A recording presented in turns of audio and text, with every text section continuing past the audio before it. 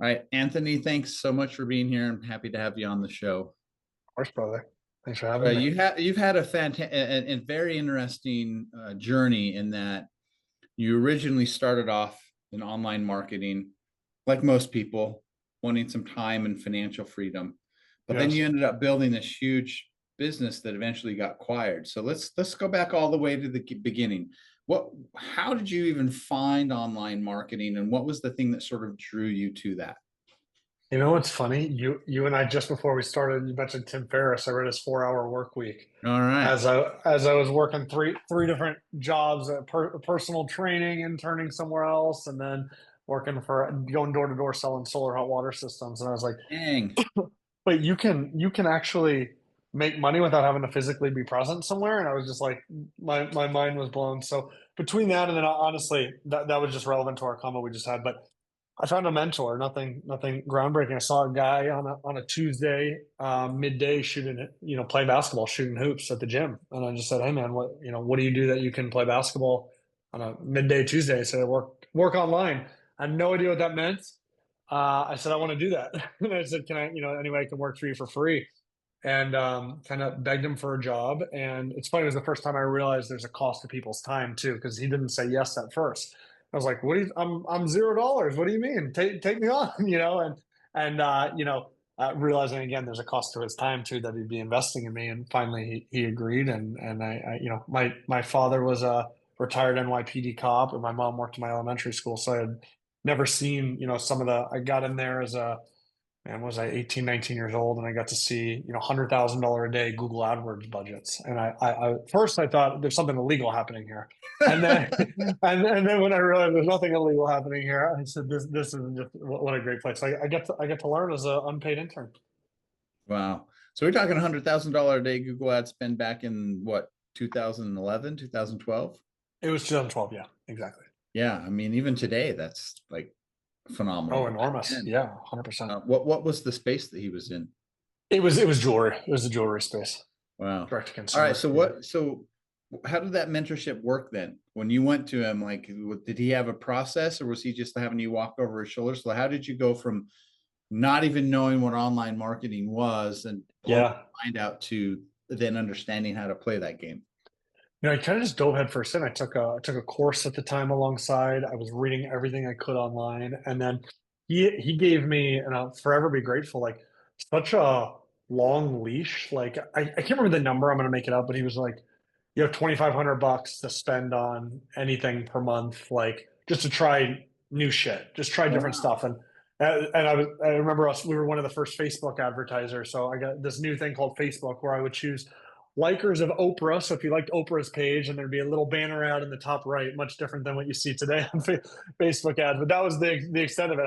Days, hours, the Facebook page liker, and then it would just be like a little banner on the right side of the news feed. But yeah, he gave me a short leash to really just experiment, and I treated his money like it was my money, and was a good fiduciary of it, and got to really learn on his dime, and then gave me essentially thumbs up and access to, well, I don't know how much it was access, how much I just kind of took the time of the other employees that worked there, and the guy running the big budgets, or the guy doing SEO, and just being a nag. And I remember one guy in particular, I knew I annoyed him and I didn't care. I wanted to learn. So I just kept, asking questions and bothering him, and, asking if we could get coffee before work and dinner after work, and just anywhere I could learn from these individuals. Wow. So how long were you there? Like, did that eventually, and that did Honestly, that eventually turn into kind of like a working relationship where he brought you on his team, or were you just learned what you did and then you started slowly branching out and doing your own stuff? I think, and again, I'm trying to reach back 13 years ago or whatever it was, 14 years ago. I worked for free for, I want to say 6 months. I'll just use round numbers. Then I was getting paid like $12 an hour, which was actually really awesome for at the time, for a while. And then I worked there until I graduated college, and got a W-2 job as a online marketer. And I got to really, I picked up. Hold on, I'm jumping all over. So I worked for him for a little bit over a year.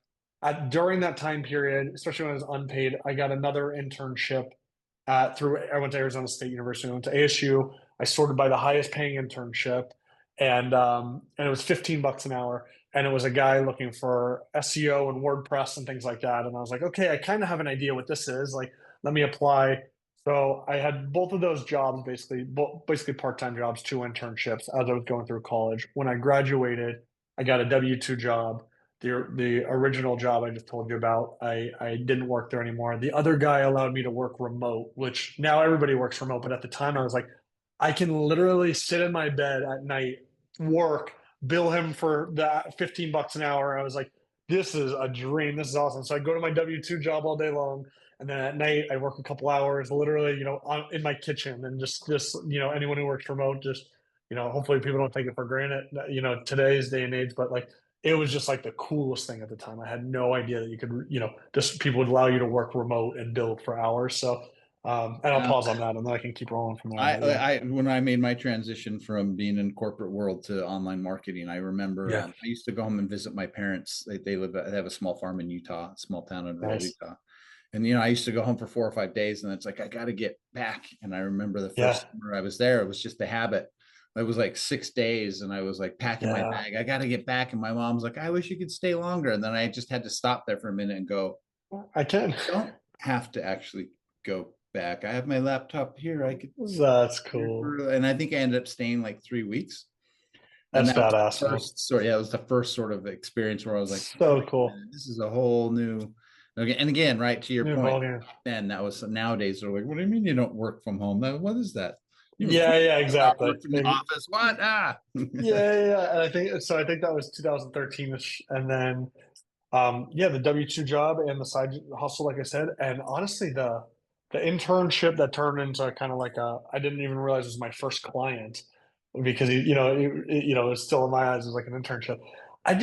I over delivered for that individual. I'll never forget. Like, he's still actually a really good friend of mine. He went from employer to mentor to friend, Wow. and I just over delivered, and I just like, if I said I'd do something in an hour, I'd do it in 2 hours, or I'd do it in 30 minutes. Like, as an example, whatever it is. Like, if I said I was only going to do 10 pages of something, I would do 15 pages of something. I'm just giving generic advice, comments here, but I just over delivered the heck out of that, to the point where he was paying an outside agency, like, again, I'm making up numbers, 5 grand a month, whatever it was, and I was outperforming them on, at the time, Google AdWords. And I just remember, like, that was the first time I was like, oh shoot, I might actually be good at this stuff. This is pretty cool. Like, if and for him, of course, he's gonna smoke and do. He's probably paying me $700 a month to outperform the 5 grand a month guys, or whatever it was.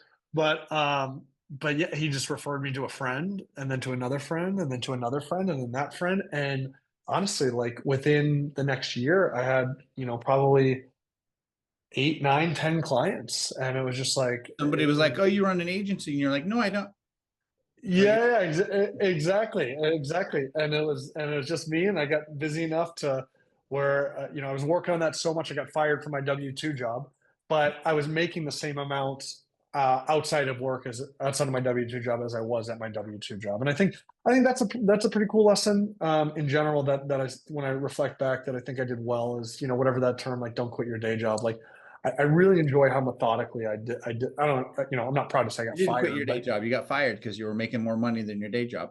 exactly. But I didn't just like say, "Ooh, I got this business. Let me quit." And then I would have had artificial pressure of bills and life and things like Sure. that. So, like, I got to make this thing work in the next 5 minutes. That would have been stress. I would have made different decisions than I did. I would have had a different timeline, versus like having a very abundant playbook to apply to, meaning, like, how can I grow this? At the time, my project work or side work. So, yeah, ultimately got fired, and pursued those side projects, for lack of better words. I'll pause on that, and then I can keep What going. a crazy education, though, too. The fact that you were seeing the SEO side and the paid traffic side.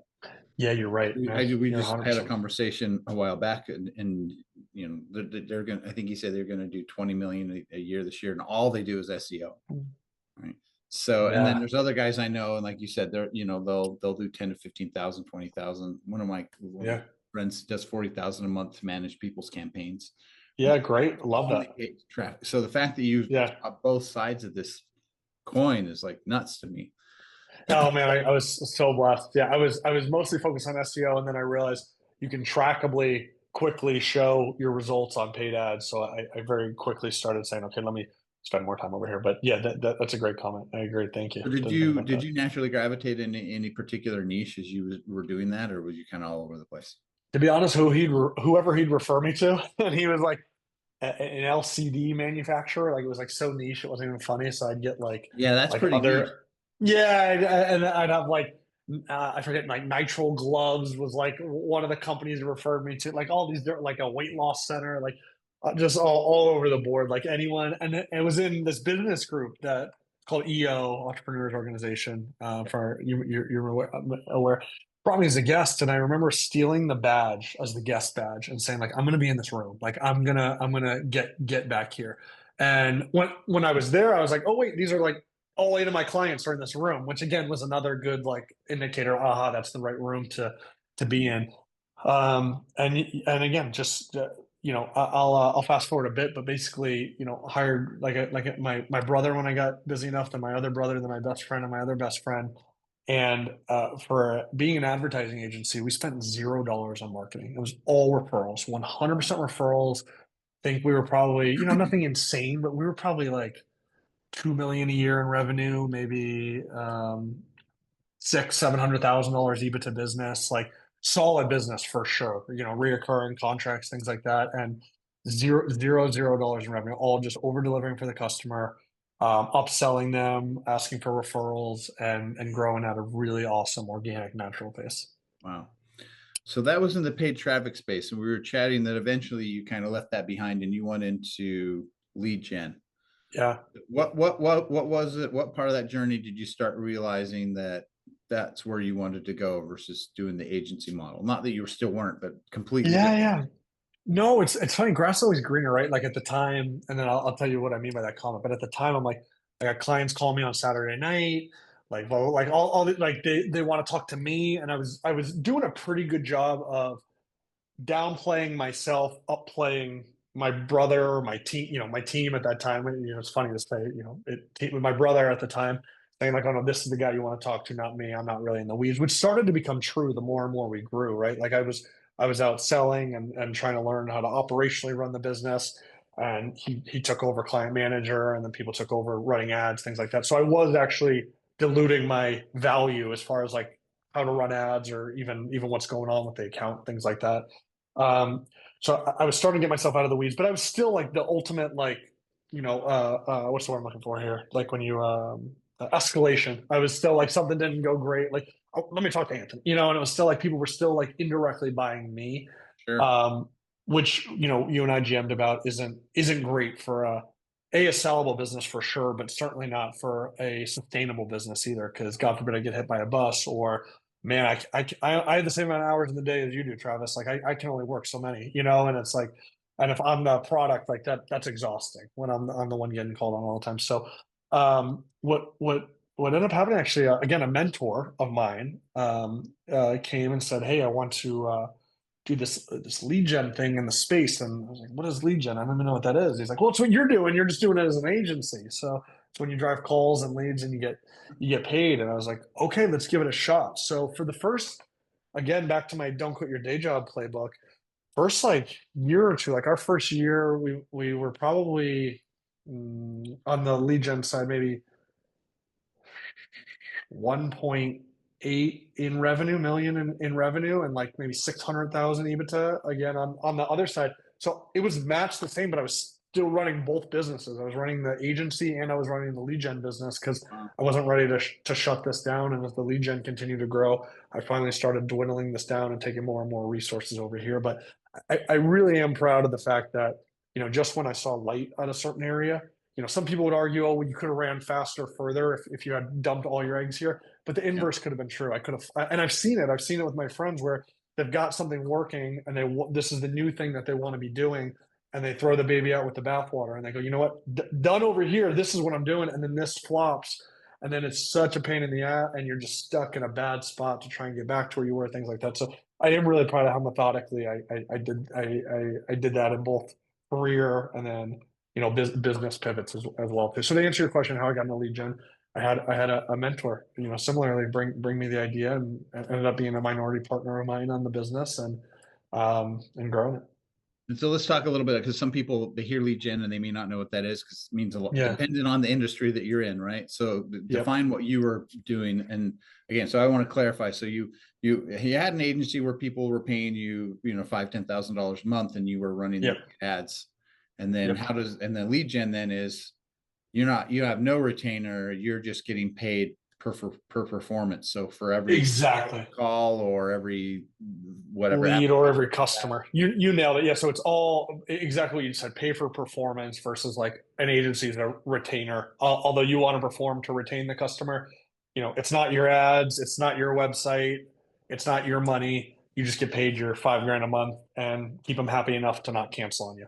Yep. On the pay for performance, it's my money, my website, my ads. All I'm doing is I'm routing the lead, the form fill, or the phone call to the company, and they're either paying me every time the phone rings or every time a new lead hits their system, or ultimately every time that they actually acquire a customer. So if they're a pizza shop, as a silly example, a pizza shop, pizza's $10. They know they can put $5 towards marketing. As long as I'm under that, even if each phone call they're paying me $1 or 50 cents on a phone call. This is a really stupid example. I don't know why I came up with that. I think I was just on a fast and I was thinking how much I wanted pizza. So anyway, we'll roll with that example. But long story short, it bakes into the actual acquisition cost that they're able to justifiably bring on a new customer for whatever business that is or whatever space. So And for when you mine was pivoted insurances. into Legion, were you still just you and your brother, or how many employees were you? No, so the agency probably had, I'm going to use round numbers again, 5, 6 of us, not massive, but again, great margin business, reoccurring, low people overhead. And then when we went, and then just 3 of us went into the lead gen business. So I shared 3 of the resources, me and 2 others. I guess I'll count myself as one, that were kind of working on both at the same time, like 50-50 on each one. And then as this started to take more legs, I actually hired for their position on the agency and moved the other 2 full time over here pretty quickly. Yeah. And then that business started continuing to grow at a very rapid pace where I started pulling more and more resources. And then eventually I just said, okay, this is so large at this point, so much bigger than this, that I'm going to pull all resources over here, unwind this, and shut this down and go over. But again, just for everyone reading or listening, like it wasn't until I was doing substantially bigger numbers to the Yeah. right as I was to the left before shutting down the left.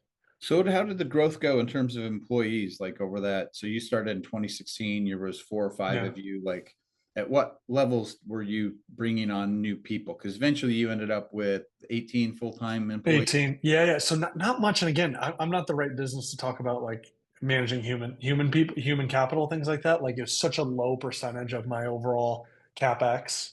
Again, ad spend was, as you and I talked on what I was, paying Facebook, YouTube, TikTok, Snapchat, all those platforms. But yeah, I think I'm going to make up round numbers between agency and this. We were at 5 and 16. Honestly, we were able to grow like pretty rapidly without adding many people. I don't even know at what pace we added, but yeah, we ended up at 18 people, and by 2022, when we ultimately sold the business. And mostly what we're adding would be around like media buyers for sure, developers for sure, and then really like comment moderators, which are now AI can take care of a lot of that. But I remember I had like 5 or 6 people managing comments at one point, like Wow. responding to a Facebook comment when somebody said something, or a Facebook message or anything like that. So people Um, outside of that don't even realize, wait, somebody was paid full-time just to answer comments on ads. Yeah, exactly. We found it was a revenue generator. So you would ask like, how does this work? And then I'd go in there and respond back, and you'd end up calling in and enrolling, and you'd be worth $1,000 on that versus like you saying, how does this work? And I never respond to you, or I don't respond real time enough for you to take action on it or something like that. So it was actually a profit center for us. It felt like an expense center at first, but then we were able to track it down and say, oh, this is actually a profit center managing these comments properly. So how did you juggle the day-to-day business operations with also needing to be in there running ads and running like because you were saying I know for a while there you were saying you were getting away from the weeds and the ad yeah. lines aspect. How did you deal with that as you started to grow in lead gen? Yeah, it's a great question. So I never actually ran a single one of our ads in lead gen at all. I took media buyer from the agency. So I think I had laid a lot of that groundwork down at that point where I was really the sales guy, for lack of better words. Got it. And then I was a lot of I'll tell you my exact role. It was sales, so bringing on new customers. It was helping manage clients, not in the day to day, like, hey, why didn't my phone ring today? But in the like, let's do our monthly report. Like, I'm on that call, making sure that we retain the client and they're happy and we're hitting their KPIs. And then it was the overall strategy around the ads, like how we're running the ads, what, sales copy, angles, messaging, landing page, like how are So we you're going more around kind of that? big picture strategy guy. Exactly. And that Strategy and was relationships. exactly, and that was at the agency level. So when lead gen came, it was the exact same thing. I never ran an ad. I was the sales guy, and I was hand holding a lot with the client side as well too, the relationship side early on, and then towards the end, we'd have customers that I never spoke to, I didn't bring on, and I didn't manage. But it was at the beginning, I was very much hands How on does a most of lead things. gen find clients for their lead gen business?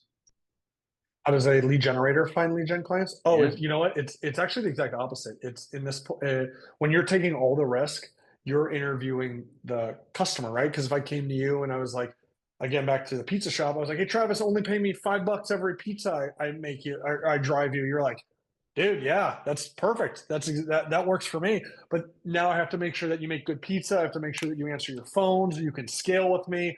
All these things. So very much when you're a lead gen or an affiliate, you very much should be interviewing the other side more than anything, because The vetting process.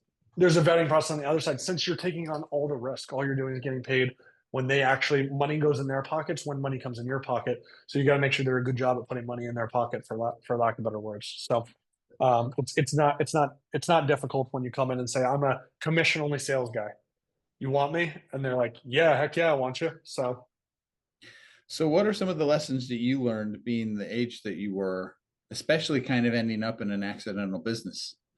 yeah, And so as you grew, like what are the lessons that you learned from like running from yourself to hiring your brother to eventually, yeah, having 15 employees? What are some of the big realizations that you had as yeah. a business owner? I like fail fast. I love that terminology. I think so many people get stuck in, like, I call it like the mom effect, where you like spend 3 years making this perfect little beautiful company, and you tell your mom and she goes, "Oh my God, Travis, you're the smartest guy I've ever met in my entire life." And you're like, "Thank you." And you never let it out and get it out there and get negative feedback or fall on your face or fail, fail, fail. So I love that, especially with how fast things are moving today. Fail fast. I love that. For me, I guess getting outside of like a cute term, like I mentioned, like being able to effectively um, make a career move and a business pivot, like without throwing the baby out with the bathwater. I think that's really important for me. I'd say I really enjoyed hiring and working with my friends and family. Like, I know that's taboo in a lot of business books. And listen, I've had conflict on both friends and family, and I wouldn't change a darn thing. I got to show up for 8 hours a day and work with the people that I love and care about very deeply, and care about. And I also had loyal people that worked there, and people that treated the business like it was their own, even if they didn't own any percentage of it. And yeah, it's so that's a lesson that I think is a little taboo, that most people would disagree with. I enjoyed the heck out of it, even with the trials and tribulations that came with it. I'd say I go ahead. Sorry. No, no, go ahead. No, I was just gonna say, I think I always have kept my expenses well below my income. And why that's important is back to what we were saying before, is besides the obvious reason, is there's never artificial pressure when I make 10 grand a month and I spend three. Like, that's a very abundant place to reinvest back in your business. It's a very abundant place to not have anxiety about if you lose a client or something happens. Like, and it's totally in your control, keeping your burn down, and that's a lesson that I really give, especially a lot of startups and business owners and people that are just starting to see some success. It's so easy to make 100 grand and spend 110 grand. It's like, Yeah. whoa, and I see it at all levels. I see that people that just made $15 million, they spent $17 million. I'm like, you're worse off than the McDonald's employee. You're in the whole negative $2 million. So that's a lesson that I really think plays actually more into business than people give credit for, and Sure. people don't talk about. No, I've talked about this in the past. I had one of my mentors in Hollywood. I watched over a 10-year period, made $50 million cash in pocket after taxes Yeah, and agents fees. And then a few years after that, retired, and within 7 years was dead broke. yeah, for sure. You Like see your it all the brain time. goes, and then what? And I thought it was a Hollywood thing. And then when I got into internet marketing, got behind the scenes of some Yeah, really big companies doing huge launches, and you realize it was the yeah, same thing, right? yeah. It's Yeah, an they it's an would make $1 million emotional. on their launch, but they would spend 1.2 million to make it.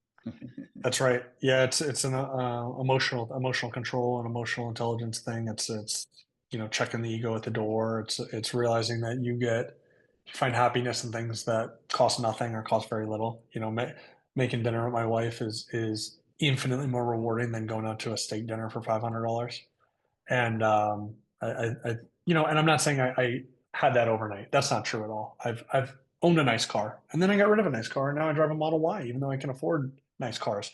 And so I'm not saying that everybody doesn't go through their own journey. And I'm certainly not pretending to say I knew it the entire time. This is how I was. Like I definitely have overspent and then checked myself. I've definitely bought something and I was like, wait, this is I'm scared my Lamborghini is going to get scratched and lose $50,000 in value, so I don't even want to drive it. Like, okay, that's so you know what I mean? Like, why do you have this thing? It doesn't do anything for you. So I'm again, it's again, no judgment if someone's in that place of that's what I want to make a lot of money to drive a Lamborghini, but I think eventually you realize, and all of us can any pair of shoes. If you're a girl, you get a nice pair of heels. A guy, you get a nice pair of shoes. Eventually, they're dirty and they're in the back of your closet, and you want the next pair of shoes. Like I don't care what brand is on there, they eventually are shoes, and it's the same thing with. And for me, I've found in my life with all material things, it's the exact same thing. So anyway, so I know we kind of went on a tangent and riffed No, that's about all right. How so expenses. you experienced something that very few business owners get experience, which is you built something that then got acquired and you were able to exit. So Yeah. did you set out to try to exit, or did somebody find you? I set out very much so. Yep. I ran a formal process, so I hired what's called an investment banker. They're commission only salespeople for businesses, for lack of better words. They put together a nice, pitch deck, just like as if you were, you would imagine someone raising money, except you're trying to sell. And you go out and you go pitch it to a bunch of private equity companies and strategic companies that are in your space. You say, here's who we are, here's who we're going, want to buy, right? And I have 70 meetings plus probably of potential buyers, dwindles down to 3 or 4 offers, and you accept one, and then if you're blessed and lucky, you're able to actually get it to the finish line, which is much harder than I thought. Getting an offer, someone saying I'll pay you this, and then it actually getting wired to your account is a much longer journey than you would think. So a lot of people celebrate before before the chicken, was it eggs before the eggs hatch, or whatever the term, I'm trying to say, whatever. So you've had a good journey. You went from intern to agency owner to bigger agency owner to exit, and you're still a young guy. So what's phase 2 and 3 looking like for you? Yeah, it's a great question, man. It's very much in that exploratory space right now, where I'm trying to figure out what do I want to do, with my life and for the rest of my life, and taking a step back of like, God, that's a big question. And I would have never expected, and this certainly isn't me complaining.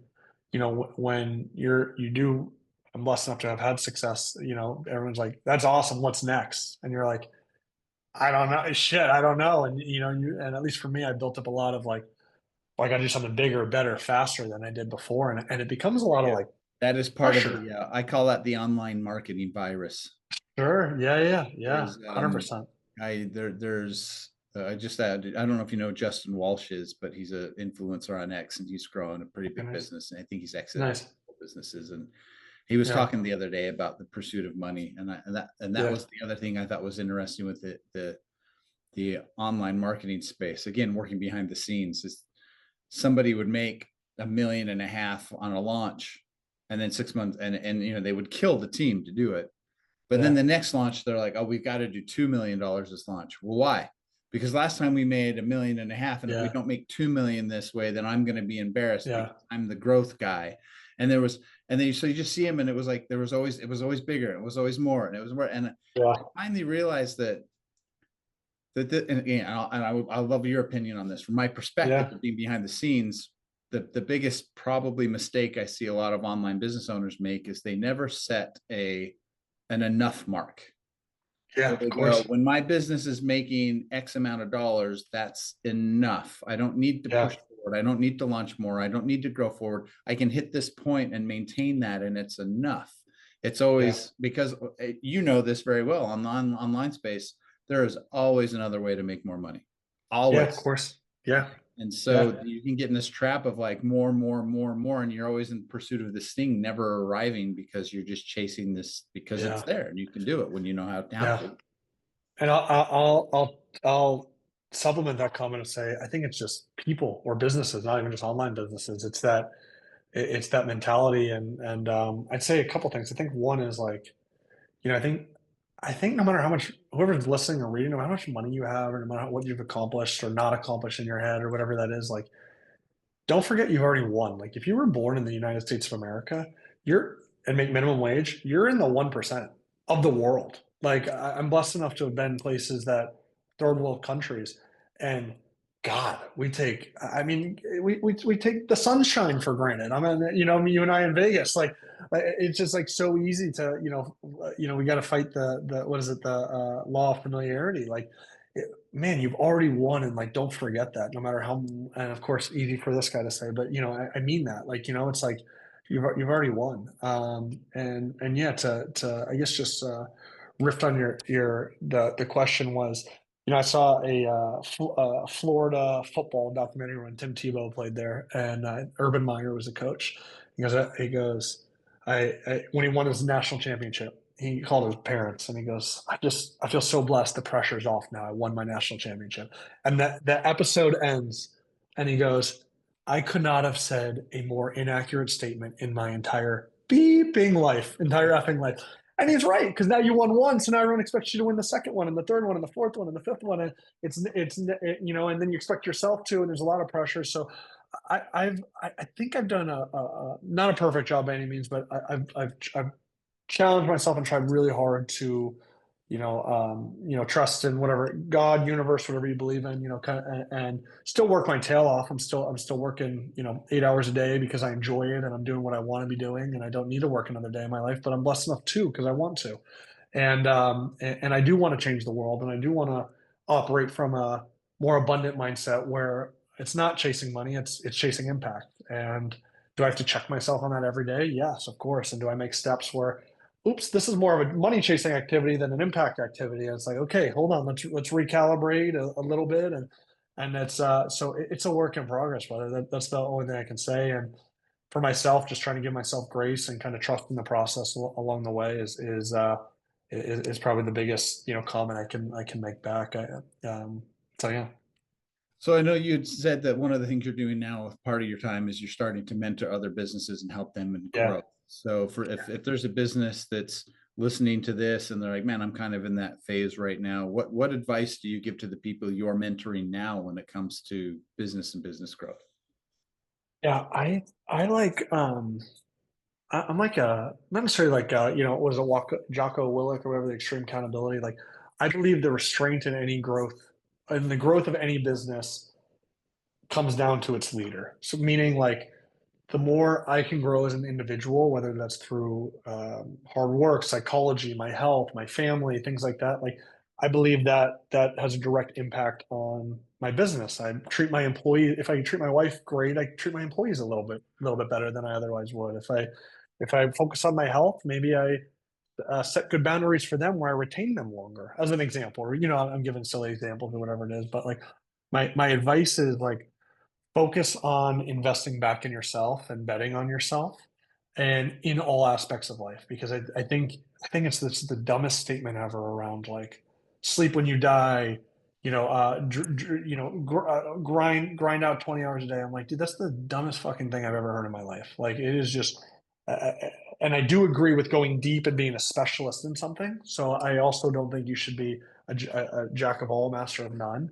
But I do believe when it comes to your life, I do think, well, relationship, health, your business, faith, whatever it is that you prioritize in life, like, I do think that there's 4 or 5 categories.